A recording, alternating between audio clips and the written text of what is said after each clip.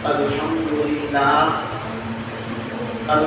لله نحمده ونستعينه ونستغفره ونؤمن به ونتوكل عليه ونعوذ بالله من شرور أنفسنا ومن سيئات أعمالنا من يهده الله فلا مضل له ومن يضلله فلا هادي له ونشهد أن لا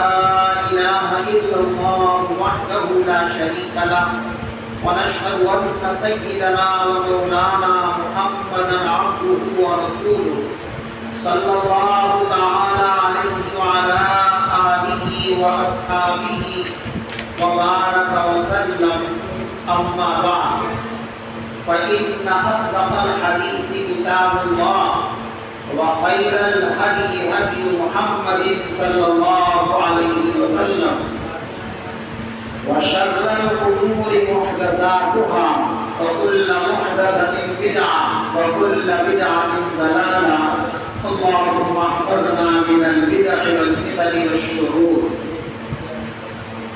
قال النبي صلى الله عليه وسلم الراحمون يرحمهم الرحمن ارحموا من في الأرض يرحمكم من في السماء أو كما قال. بسم الله الرحمن الرحيم. الحمد لله نحمده ونستعينه ونستغفره ونعوذ بالله من شرور أنفسنا ومن سيئات أعمالنا من يهده الله فلا مضل له ومن يضلل فلا هادي له وأشهد أن لا إله إلا الله شهادة تكون للنجاة وسيلة ولرفع الدرجات كثيرا وأشهد أن محمدا عبده ورسوله الذي بعثه وطرق الإيمان قد آتاها وخبت أنوارها ووهنت أركانها وجعل مكانها فشيد صلوات الله عليه وسلامه من معانيها ضعفها وشفى من العليل في تأكيد كلمة التوحيد من كان على شفاه وأوضح سبيل الهداية لمن أراد أن يسلكها وأظهر كنوز السعادة لمن قصد أن يملكها. أما بعد عزیز طالبان، یہ آپ کے لیے ہم سب کے لیے انتہائی خوشی اور مسرت کا موقع ہے کہ اللہ نے اس بابرکت مجلس میں ہمیں شریک ہونے کی سعادت نصیب فرمائی ہے. اور جو بچیاں آج مشکات شریف حدیث کی کتاب شروع کر رہی ہیں ان کے لیے خاص درجے میں سعادت ہے، اس لیے کہ ان کو اس کتاب کو شروع کرنے سے رسول پاک صلی اللہ علیہ وسلم سے ایک خاص نسبت اور رشتہ پیدا ہو گیا ہے، اور وہ رشتہ ہے نیابت اور جانشینی کا رشتہ. اس لیے کہ رسول پاک صلی اللہ علیہ وسلم نے ایک موقع پر دعا کرتے ہوئے یوں ارشاد فرمایا تھا اللہم ارحم خلفائی، اے اللہ میرے جانشینوں پر رحم فرما دیجیے. صحابہ کرام نے پوچھا تھا من خلفاؤک یا رسول اللہ، حضور یہ جانشین جن کو آپ وعدہ دے رہے ہیں یہ کون لوگ ہیں؟ تو آپ نے جواب میں ارشاد فرمایا تھا الذین یرجون احادیثی، جو میری حدیثوں کو یاد کرتے ہیں ان کو محفوظ کرتے ہیں اور پھر جیسے سنا ویسے ہی امت کے سامنے اس کو پیش کر دیتے ہیں. تو یہ حدیث پڑھنا اور پڑھانا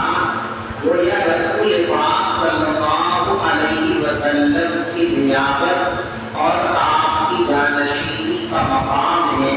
جو اللہ تبارک و تعالیٰ نے آپ کو عطا فرمایا ہے۔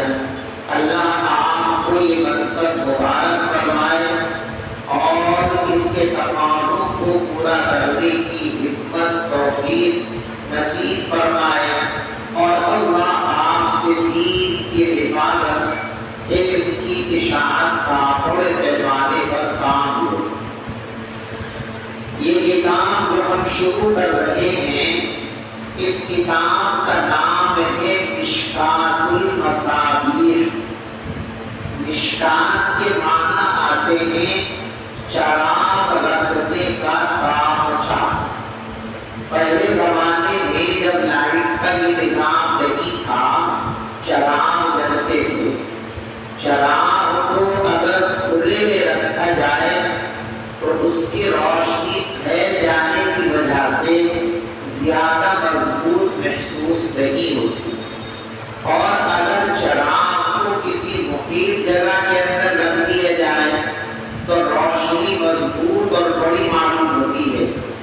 اس لیے تانچوں کے اندر چراغ رکھنے کا رواج تھا۔ تو مشکات کے معنی تانچہ، تانچ کو دیواروں کے اندر رکھنے کے لیے ایک گہری جگہ بنا دی جاتی ہے، اس کو تانچ کہتے ہیں، اور جو چراغ رکھنے کے لیے اس کو مشکات کہتے ہیں۔ اور مصابیح یہ مصباح کی جمع ہے، اور مصباح کے معنی ہے چراغ۔ تو مشکات المصابیح کا مطلب ہوا چراغوں کا تابچہ، ایسی آگ جس میں علم کے بہت سارے روشن چراغ اکٹھے کر دیے ہوں۔ یہ کتاب در حقیقت 2 کتابوں کا مجموعہ ہے۔ پہلے ایک کتاب لکھی تھی علامہ بغوی علیہ الرحمہ نے، جن کا تعارف یہاں دیباچے میں مذکور ہے۔ تو صاحب مصابیح فی السنہ علامہ بغوی رحمۃ اللہ علیہ نے حدیث کی ایک کتاب لکھی تھی، اور اس کا نام تھا المصابیح۔ حضرت علیہ الرحمہ نے اس کتاب میں لوگوں کی سہولت اور آسانی کے لیے سند اور حوالہ جات کو چھوڑ کر کے صرف حدیث کا متن بیان کر دیا تھا، اور انہوں نے اپنی کتاب میں یہ ترتیب رکھی تھی کہ ایک فصل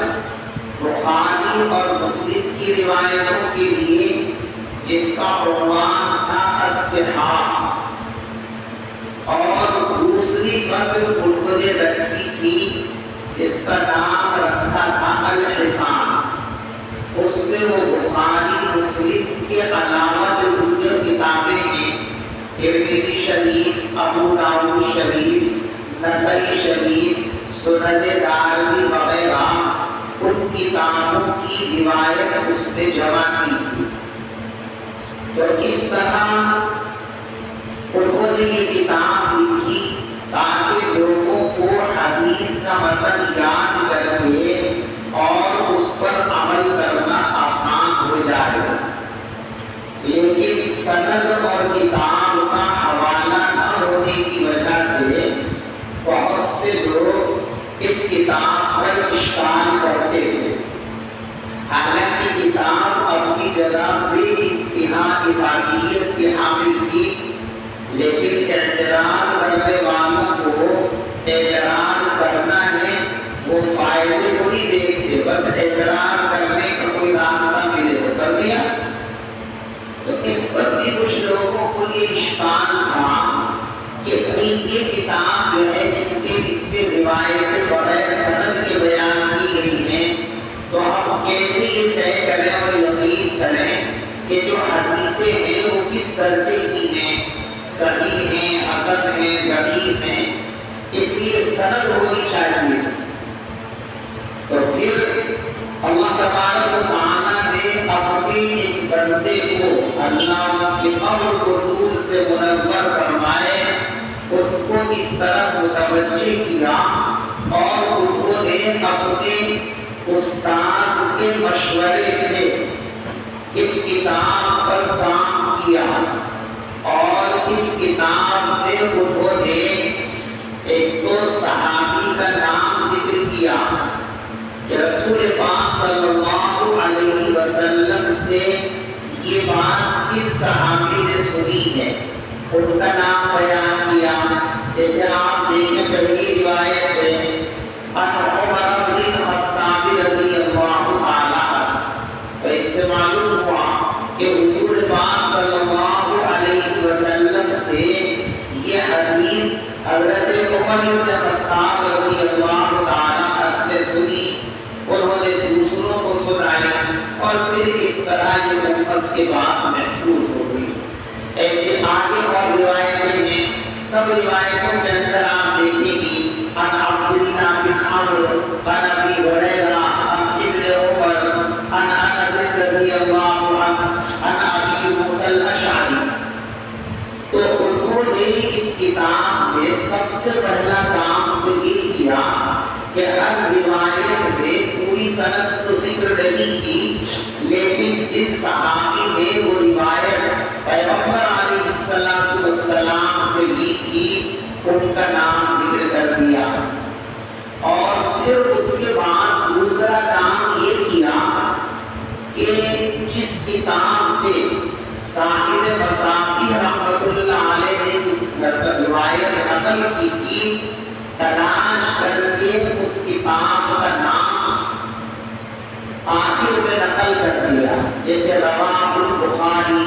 رواہ مسلم، رواہ الترمذی، رواہ النسائی وغیرہ وغیرہ۔ تو یہ بنیادی کام کیے انہوں نے کہ ایک تو سند کی جگہ صحابی کا نام ذکر کیا اور ایک حدیث کے اخیر میں کتاب کا حوالہ دیا تاکہ کوئی آدمی اگر ملانا چاہے اور دیکھنا چاہے تو اصل کتاب کے اندر اس روایت کو دیکھ لے۔ یہ دو کام کیے حضرت علیہ السلام۔ اور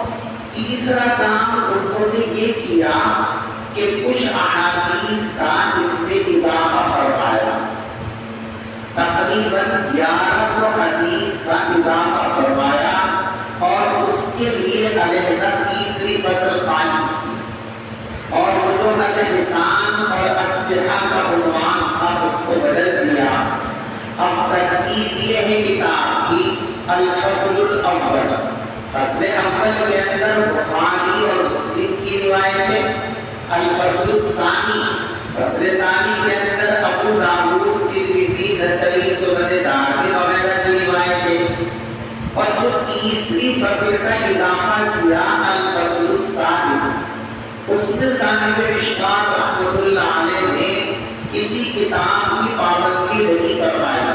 بلکہ حدیث کی جس کتاب میں بھی ان کو کوئی ایسی روایت ملی جس کو انہوں نے اس کتاب میں شامل کرنا بہتر سمجھا اس کو شامل کیا۔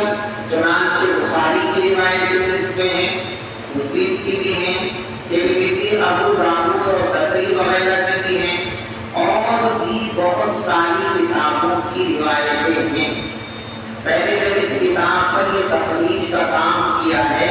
جو آپ کو حاشیے پر نظر آ رہا ہے، تو اس وقت میں نے ایک ایک کتاب کو دیکھا اور تلاش کر کے بیان کیا۔ اس وقت اندازہ ہوا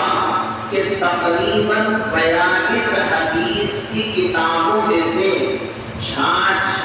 کر چن کر حدیثوں کا ذخیرہ اس کتاب کے اندر جمع کیا گیا، اور وہ 40-42 کتابیں چھوٹی چھوٹی سی نہیں ہیں، ان میں کوئی کتاب 16 جلد کی ہے، کوئی 20 جلدوں کی ہے، کوئی 30 جلدوں کی ہے، کوئی 2 جلدوں کی ہے، کوئی 6 جلدوں کی ہے، کوئی 11 جلدوں کی ہے۔ یعنی اگر جلدوں کے اعتبار سے دیکھیں تو سینکڑوں سے اوپر گزر جائے گی بات، تو اصل 42 کتابوں سے محنت کر کے تلاش کر کے منتخب کر کے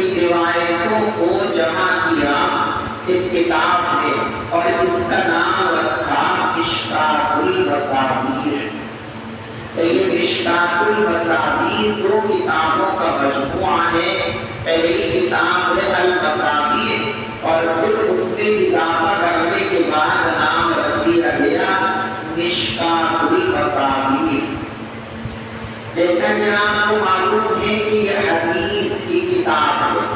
اور حدیث انتہائی اعلیٰ ترین فن ہے۔ علوم شرعیہ میں فن حدیث کو کلیدی اور بنیادی حیثیت حاصل ہے، اس لیے کہ اللہ نے رسول پاک صلی اللہ علیہ وسلم پر قرآن نازل فرما دیا جس میں پوری شریعت کا خلاصہ موجود ہے۔ اس کے بعد اللہ نے قرآن کو نازل کرنے کے بعد اپنے نبی سے یہ وعدہ کیا ثم ان علینا بیانا، کہ ہم قرآن میں جو کچھ ہم نے بیان کیا ہے اس سب کی تشریح، تفسیر اور تفسیر آپ کے قلب مبارک پر ہم نازل کرتے ہیں۔ تو جیسے جیسے اللہ نے قرآن کے مضامین کو رسول پاک صلی اللہ علیہ وسلم کے قلب مبارک پر اتارا، آپ نے اپنے قول اور اپنے عمل سے لوگوں کے سامنے اللہ کی وہ مراد اور منشا پیش فرما دی۔ اسی کا نام حدیث ہے۔ ما اضیف الی النبی صلی اللہ علیہ وسلم من قول او فعل او تقریر او صفت، کہ ہر وہ بات جو پیغمبر علیہ السلام کی طرف منسوب ہو اور کی شکل میں، فعل کی شکل میں اور تقریر کی شکل میں، یا پھر جو محدثین نے آپ کا حلیہ اور آپ کی صفات بیان کی ہیں، ان سب چیزوں کے مجموعے کو کہتے ہیں حدیث۔ تو رسول پاک صلی اللہ علیہ وسلم کی طرف جو چیزیں منسوب ہیں جن کو ہم حدیث کہتے ہیں وہ تین طرح کی ہیں: حدیث قولی، حدیث فعلی اور حدیث تقریری۔ حدیث قولی یعنی جو بات رسول پاک صلی اللہ علیہ وسلم نے اپنی زبان مبارک سے ارشاد فرمائی ہے وہ حدیث ہے۔ کیا فعل رسول پاک صلی اللہ علیہ وسلم نے نبی بننے کے بعد، نبوت کے اعلان کے بعد جو کام بھی کیا ہے وہ سب حدیث ہے۔ ما اضیف الی النبی من قول او فعل، تو اللہ کے رسول صلی اللہ علیہ وسلم کا قول، آپ کا فعل اور آپ کی تقریر۔ دیکھو تقریر کے لفظی معنی جو آتے ہیں وہ آتے ہیں ثابت کرنا، مؤکد کرنا۔ ہماری اردو زبان کے اندر تقریر کے معنی آتے ہیں خطاب کرنا، بیان کرنا، لیکن عربی زبان کے اندر تقریر کے یہ معنی نہیں ہے۔ تقریر کا معنی تعلیم۔ تو رسول پاک صلی اللہ علیہ وسلم کی موجودگی میں کوئی کام کیا گیا اور آپ نے اس کی تعریف فرما دی کہ یہ کام صحیح ہے، تو وہ بھی حدیث ہے، اس کو کہتے ہیں حدیث تقریری۔ رسول پاک صلی اللہ علیہ وسلم کے سامنے کوئی کام کیا گیا اور آپ نے اس کام پر نکیر نہیں فرمایا، کرنے والے کو اس کام سے نہیں روکا، تو اس کو بھی حدیث مانا گیا، حدیث تقریر۔ اس لیے کہ نبی کی شان یہ ہے کہ کسی غلط کام کو دیکھ کر نبی خاموش نہیں رہ سکتے۔ تو جب نبی کسی غلط بات پر خاموش نہیں رہ سکتے تو جس بات کو دیکھ کر آپ خاموش رہے،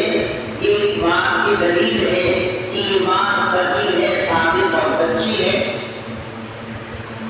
کیونکہ نبی کے سامنے کوئی غلط بات ہو اور وہ برداشت کر لیں، اس پر نکیر نہ کریں، یہ ممکن نہیں۔ چنانچہ آپ نے قرآن پاک میں قصہ سنا کہ جب حضرت موسیٰ علیہ السلام کو اللہ نے فرمایا کہ ہمارا ایک بندہ ایسا ہے جس کو وہ علوم اور معلومات حاصل ہیں جن کو آپ نہیں جانتے، تو نبی چونکہ علم کا عاشق ہوتا ہے، اس لیے حضرت موسیٰ علیہ السلام نے اللہ سے گزارش کی کہ آپ اس بندے کا پتہ مجھے بتا دیجیے، میں ملاقات کر کے وہ علوم ان سے حاصل کروں گا۔ اللہ تبارک و تعالیٰ سیدھا سادہ پتہ بھی بتا سکتے تھے، خدا حضرت خضر کو بلا کر آپ سے ملاقات کرا سکتے تھے، لیکن قیامت تک کے لوگوں کو یہ بتانے کے لیے کہ علم کے لیے پاپڑ پھیلنا ضروری ہے، علم کے لیے محنت کرنا ضروری ہے، علم کے لیے بہت محنت کی ضرورت ہے۔ چنانچہ حضرت امام مسلم علیہ الرحمہ نے تو اپنی کتاب مسلم شریف میں اپنے استاد پہ مقولہ نقل کر دیا ہے، لا یستطاع براحت الجسم، آرام اور راحت پہ رہ کر علم حقیقی حاصل نہیں کیا جا سکتا۔ علم کے لیے بھوک بھی برداشت کرنی پڑتی ہے، پیاس بھی برداشت کرنی پڑتی ہے، نیند بھی قربان کرنی پڑتی ہے، ہر بات کو بھی چھوڑنا پڑتا ہے، نہ جانے کن کن چیزوں کی قربانی دینی ہوتی ہے، تب جا کر علم کی دولت میسر آتی ہے۔ تو یہی سبق سکھانے کے لیے کہ طلباء پہلے دن سے یہ بات سوچ لیں کہ ہم جس چیز کو طلب کرنے کے لیے نکلے ہیں اس کے لیے جان کو محنت کی ضرورت ہے۔ تو اللہ نے عجیب و غریب کو بتایا کہ دیکھو یہاں سے تم نکل جاؤ، سمندر کے کنارے چلو، ایک جگہ دو سمندروں کا سنگم آئے گا، یعنی دو مختلف سمندر وہاں آ کر کے ایک ہوتے ہیں۔ جیسے ہمارے یہاں جمنا ندی ہے، ادھر گنگا ندی ہے، یہ دونوں علیحدہ علیحدہ مقام پہ بہ رہی ہیں، لیکن الہ آباد میں جا کر یہ دونوں ندیاں ایک ساتھ مل جاتی ہیں، تو اسے کہتے ہیں سنگم۔ تو ایسے ہی دو دریاؤں کا ایک سنگم، جس کو قرآن نے کہا مجمع البحرین، دو سمندروں کے جمع ہونے کی جگہ۔ تو فرمایا کہ مجمع البحرین کے قریب پہنچو گے تو تمہیں ہمارا وہ بندہ ملے گا، اور نشانی اس کی یہ ہے کہ تم اپنے تھیلے میں مچھلی لے لو، جہاں وہ بندے سے ملاقات آپ کی ہوتی ہے مچھلی خود بخود زندہ ہوگی اور آپ کے تھیلے سے نکل کر چلی جائے گی، جہاں یہ واقعہ پیش آئے گا وہی ان کو ہمارا وہ بندہ مل جائے گا۔ چلتے رہے چلتے رہے چلتے رہے، اور آپ کہیں حتیٰ اذا بلغ مجمع البحرین نسیہما، مچھلی کی طرف دھیان دے رہا، وہ سمندر میں گھس گئی۔ تھوڑا آگے بڑھے، ما جاوزا، جب آگے بڑھ گئے تو موسیٰ علیہ السلام کو بھوک لگی، اپنے خادم سے کہا آتنا غداءنا، لاؤ جی ناشتہ لاؤ، بڑی تکان ہو گئی، بھوک لگی، لقد لقینا من سفرنا ھذا نصبا۔ اب ان کو یاد آئے کہ ان سے ناشتہ تھیلے میں جو سامان کی طرف آپ عورت وہ جو مچھلی تھی وہ تو وہاں سمندر میں زندہ ہو کر چلی گئی، اور مجھے وسیع تھا کہ آپ بیدار ہو جائیں گی تو بتا دوں گا، لیکن بتانا یاد ہی نہیں رہا۔ حضرت موسیٰ علیہ السلام نے فرمایا کہ وہی تو ہماری منزل ہے، اب تو جاتے کہاں ہیں؟ چنانچہ الٹے پاؤں لوٹے اور وہاں آئے، اور پھر حضرت خضر سے ان کی وہاں ملاقات ہوئی، اور انہوں نے ان سے کہا کہ اللہ نے آپ کو مخصوص علم عطا فرمایا ہے، آپ وہی مجھے سکھا دیجیے، میں آپ کے خدمت میں رہنا چاہتا ہوں۔ انہوں نے فرمایا انک لن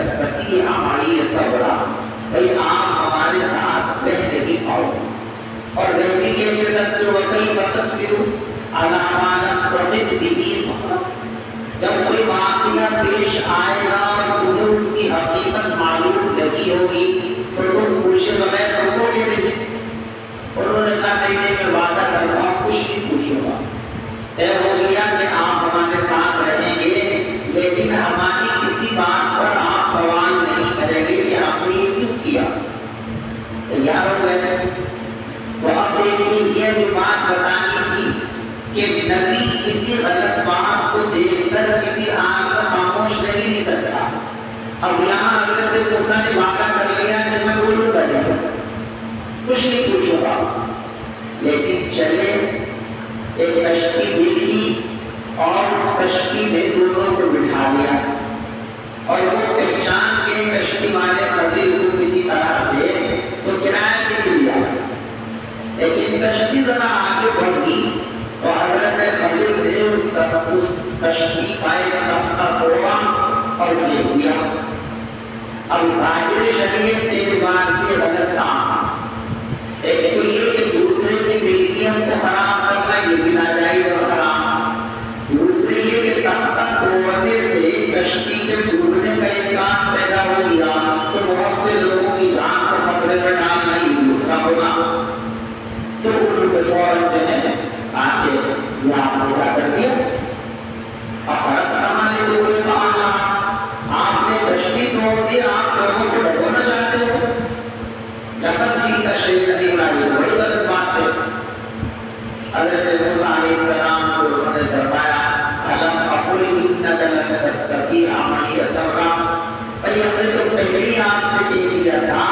کہ آپ جو ہے ہمارے ساتھ رہ نہیں سکو گے، ہماری باتوں پر صبر نہیں کر سکو گے۔ احساس ہوا کہ دیکھ وعدہ کا ٹوٹ گیا تو معذرت کر دیں، لا تؤاخذنی بما نسیت، بھول سے ہو گئی یہ غلطی، اس کو تو معاف کر دیجیے، اب ایسا نہیں کروں گا۔ ایک جگہ چلے آگے، ایک جگہ دیکھا کہ کچھ بچے کھیل رہے ہیں، ایک بہت ہونہار دیکھنے میں بچہ کا درست حضرت خضر نے اس کو اٹھایا رکھ دیا، ختم، مار دیا جان سے۔ اب یہ اور بھی زیادہ شدید بات تھی، تو ابھی دیکھو دو دفعہ وعدہ کر چکے ہیں، بھول کی معذرت کر چکے ہیں کہ اب میں پوچھوں گا، لیکن کسی انسان کو قتل کرنا یہ شریعت کے اندر انتہائی گناہ کا جرم ہے۔ قرآن تو کہتا ہے کہ ایک شخص کو بھی مارنے کا جرم جو ہے وہ پوری انسانیت کو مارنے کے برابر ہے، تو کیسے صبر کرتے ہیں؟ تو کہا قتلت نفسا زکیہ بغیر نفس، اس نے کسی کو قتل بھی نہیں کیا تھا، کوئی جرم نہیں تھا، آپ نے خامہ میں گناہ بے گناہ کو مار ڈالا، لقد جئت شیئا امرا، برا کام کیا آپ نے۔ قال الم اقل لک انک لن تستطیع معی صبرا، ہم نے تو پہلے ہی کہا تھا کہ آپ نہیں صبر کر سکو گے۔ تو کہا کہ ٹھیک ہے، اب تک جو ہوا سو ہوا، ان سألتک عن شیء بعدہ، اب کہ اگر آپ سے کچھ پوچھوں آپ مجھے علیحدہ کر دینا، میں وعدہ کرتا ہوں کہ اب نہیں پوچھوں گا۔ لیکن پھر چلے ایک آبادی میں پہنچے، بڑی نالائق لوگ وہاں بستے تھے، انہوں نے کہا بھائی ہم لوگوں کو ساتھ میں کوئی ہوٹل بھی نظر نہیں آ رہا، ہمیں کچھ کھانے وانا کا انتظام کر دو، انہوں نے منع کر دیا۔ اب اسی حال میں تھے، حضرت خضر نے دیکھا کہ ایک دیوار بالکل گرنے کو تیار ہے، انہوں نے ایسے ہاتھ لگایا اس کو سیدھا کر دیا۔ حضرت موسیٰ نے کہا آپ نے کیا کہ اتنے نالائق لوگ ہیں، ہم نے ضیافت تک نہیں کی، کم سے کم آپ کی اس دیوار کو سیدھا کرنے کے لیے سے کچھ پیسے نہیں دیتے۔ حضرت خضر نے فرمایا آدھا خلاف ہوئی، بس کرو، اب تمہارا ہمارا ساتھ ختم، تم ہمارے ساتھ نہیں رہ سکتے۔ اور پھر کہا یہ تین کام جو بظاہر شریعت کے خلاف ہیں اور آپ نے اس پر ٹوکا جو آپ کی ذمہ داری تھی، لیکن اللہ کا جو علم تکوینی ہے اس میں یہ حکمت پوشیدہ ہے۔ اما السفینۃ فکانت لمساکین، پوری تفصیل بیان کی گئی آگے۔ تو اس واقعے سے معلوم ہوا کہ نبی کسی غلط بات کو دیکھ کر خاموش نہیں رہ سکتے، لہذا نبی کے سامنے کوئی بات کہی گئی یا نبی کے سامنے کوئی کام کیا گیا اور اس پر نبی نے خاموشی اختیار کری تو اسے بھی حدیث کا درجہ ہے، صداقت کا درجہ حاصل ہے، اور اس کو محدثین کہتے ہیں حدیث تقریب۔ تو اس طرح تین طرح کی حدیثیں ہوتی ہیں، ایک حدیث قولی، ایک حدیث فعلی، ایک حدیث تقریب۔ رسول اللہ صلی اللہ علیہ وسلم کا قول جو ہے وہ حدیث قولی ہے، آپ کا عمل حدیث فعلی ہے، اور آپ کے سامنے کوئی کام ہو اور آپ کی تعریف اسے مل جائے وہ حدیث تقریری ہے۔ تو اس طرح یہ حدیثیں تین طرح کی حدیثیں رسول اللہ صلی اللہ علیہ وسلم نے قرآن کی تشریح کے طور پر یہ سب کچھ فرمایا ہے۔ چنانچہ امام شافعی رحمۃ اللہ علیہ فرمایا کرتے تھے کہ تم کوئی بھی صحیح حدیث میرے سامنے بیان کرو، میں فوراً بتا دوں گا کہ یہ حدیث قرآن پاک کی کون سی آیت کی تشریح اور تفسیر ہے۔ یعنی تمام احادیث مبارکہ رسول پاک صلی اللہ علیہ وسلم کی پوری زندگی یہ در حقیقت قرآن کی تشریح اور تفسیر ہے، جس کی ذمہ داری آپ کو دی تھی۔ وَأَنزَلْنَا إِلَيْكَ الذِّكْرَ لِتُبَيِّنَ لِلنَّاسِ مَا نُزِّلَ إِلَيْهِمْ۔ ہم نے اپنا یہ ذکر و قرآن تم پر اسی لیے نازل کیا ہے تاکہ تم لوگوں کے سامنے کھول کھول کر بیان کر دو وہ باتیں جو لوگوں کے لیے اتاری گئی ہیں، اور جو لوگ بھی اس کی روشنی میں مزید غور و فکر کریں۔ تو یہ حدیث کی تعریف جو ہے آپ حضرات کی یاد ہوئی دل سے سن لو۔ ما اضیف الی النبی صلی اللہ علیہ وسلم من قول او فعل او تقریر، اور رسول پاک صلی اللہ علیہ وسلم کی ذات مقدسہ بحیثیت پیغمبر اس پر کا موضوع ہے، اور اس کی غرض و غایت ایک تو ہے حصول سعادت دارین اور ایک ہے تحسی۔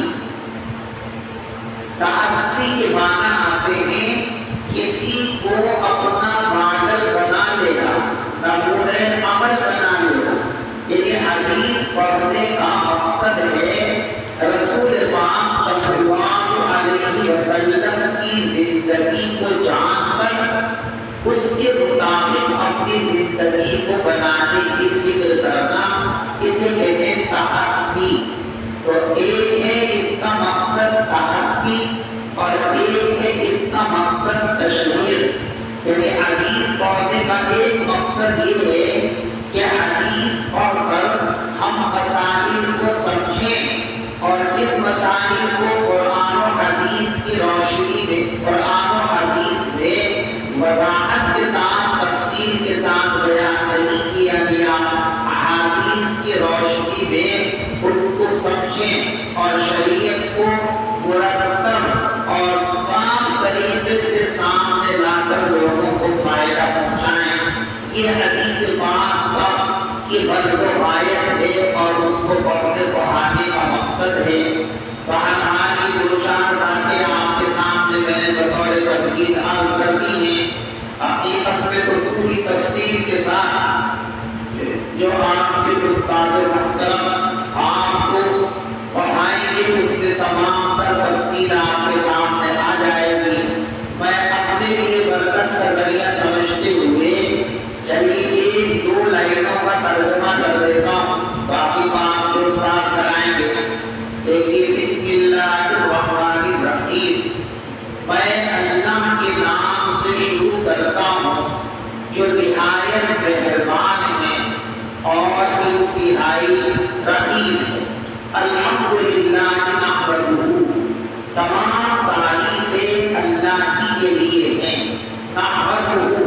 ہم اس کی حمد بیان کرتے ہیں۔ ونستعینہ، اور اسی سے مدد طلب کرتے ہیں۔ ونستغفرہ،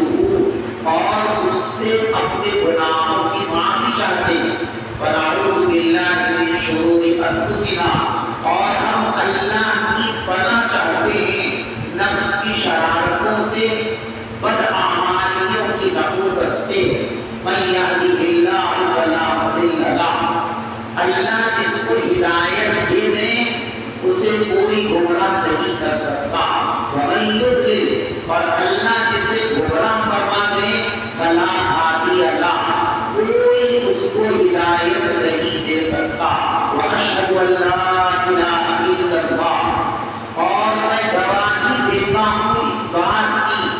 کہ اللہ کے سوا کوئی معبود نہیں ہے، شہادت ایسی گواہی ہے جو نجات کا وسیلہ ہے، وَلِرَفْعِ الدَّرَجَاتِ كَثِيرًا اور بلندی درجات کی ضامن ہے، وَأَشْهَدُ اور میں گواہی دیتا ہوں کہ حضرت محمد مصطفیٰ صلی اللہ علیہ وسلم اللہ کے خاص بندے ہیں اور اللہ کے ایسے رسول ہیں جن کو اللہ نے مبعوث فرمایا اس وقت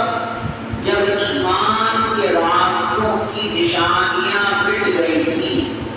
وَخَبَتْ أَنْوَارُهَا اور اس کی روشنیاں ختم ہو گئی تھی، وَوَحَدَتْ أَرْكَانُهَا اور اس کی بنیادیں کمزور ہو گئی تھی، وَجُهِلَ مَكَانُهَا اور اس کا مکان مجهول ہو گیا تھا، فَشَيَّدَ تو رسول پاک صلی اللہ علیہ وسلم نے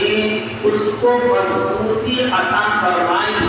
ان چیزوں کی علامتیں اور نشان لگا کر جن کے نشان مٹ گئے تھے، وشفا من العلیم اور بیماروں اس بیمار کو شفا دی کلمہ توحید کی تعریف کے ذریعے جو ہلاکت کے دہانے پر کھڑا ہوا تھا،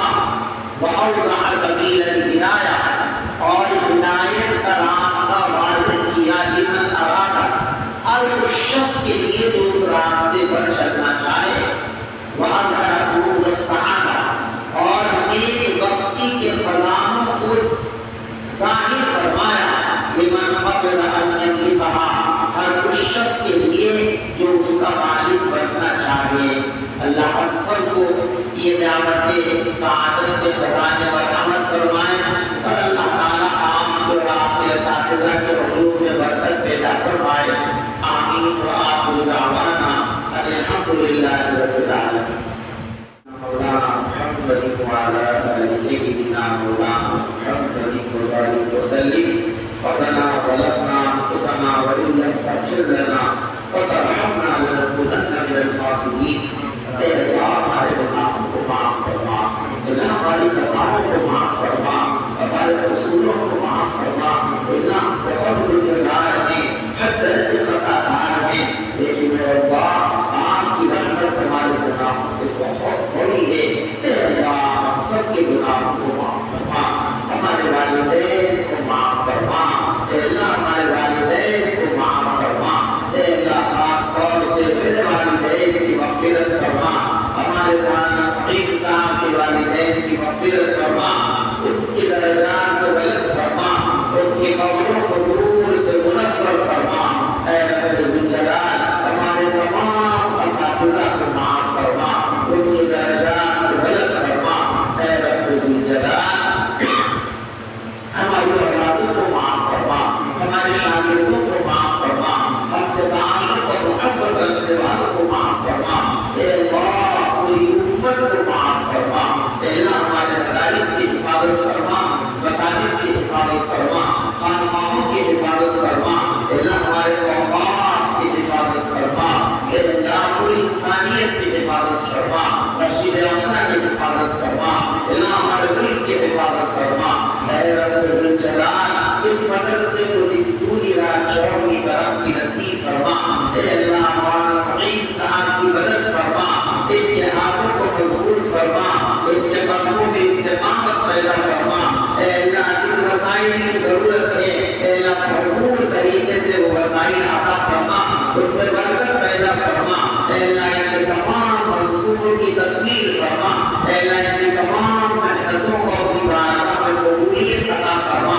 اے رب ذوالجلال ہم سب میں جو بیمار ہیں ان سب کو شفا عطا فرما، اے اللہ جو مقروض ہے مرضی کے ادائیگی کا انتظام فرما، جو بے اولاد ان کو صالح اولاد عطا فرما، اے اللہ ہماری ضرورتوں کو ہم سے زیادہ آپ جانتے ہیں، ہماری دنیا اور آخرت کی تمام ضرورتیں پوری فرما دیجیے، اے رب ذوالجلال ہماری دعاؤں کو اپنے فضل و کرم سے قبول فرما لیجیے، ربنا تقبل منا انك انت السميع العليم وتب علينا انك انت التواب